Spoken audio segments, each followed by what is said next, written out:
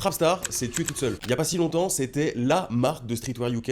Aujourd'hui, elle fait faillite. 2005, banlieue ouest de Londres, 3 potes d'enfance lancent une marque de sap. Le nom vient d'une phrase. Le beau-père de l'un d'eux les traite de stars du quartier piégés dans le système. Leur réponse, il y a une star piégée en chacun de nous. Tu l'as compris, Trapstar était né. L'idée, reprendre les codes de la culture trap dans du streetwear. Et faut le dire, au début, c'est archi malin. Pour commander, fallait envoyer un message à un numéro discret, on t'arrangeait un lieu de rendez-vous et une date, et tu repartais avec ta sap planquée dans une boîte à pizza. Forcément, ça fait sensation. Et plus les années passent, plus Trapstar s'impose dans la culture urbaine UK. Avec la musique déjà, forcément, Central C a pas un énorme tatouage Trapstar sur le beat pour rien, mais aussi avec Dave, Stormzy ou Eddie One. La marque devient même mondiale au point que Rihanna et Jay-Z la portent. En 2022 pour Trapstar, c'est le sommet. 40 millions de pounds de chiffre d'affaires et 7 millions de profits. Sauf que dans la machine, il y a un truc qui cloche. Leur modèle à eux, c'est le drop. En gros, tu sors une collection extra limitée, mais tu dois payer tout le stock d'avance avant la première vente. Tant que tout part, ça tourne, mais le jour où ça ralentit, ça coince. Et dès 2023, justement, ça commence à coincer. La marque a moins la cote et le profit, lui, il chute de 84%. Ça fait moins de cash qui rentre et moins de quoi produire la suite. Sauf qu'en 2024, faut bien sortir une nouvelle collection. Donc Trapstar se met à vendre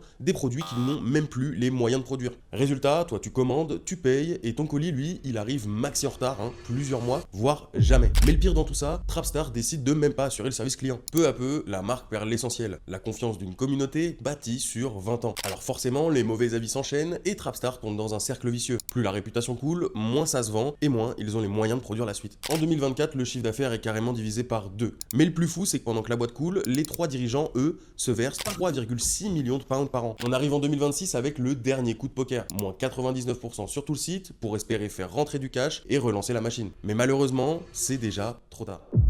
En mai, Trapstar est placé en redressement. Site bloqué, salariés virés et tout un tas de clients qui attendent leur commande. Un roi de la culture UK s'apprête alors à s'éteindre. Début juin, Foot Asylum, une grosse chaîne de streetwear en Angleterre, rachète la marque. Les 3 dirigeants, eux, restent à la direction créative, mais pour les centaines de colis toujours attendus par les clients, rien ne dit s'ils seront livrés.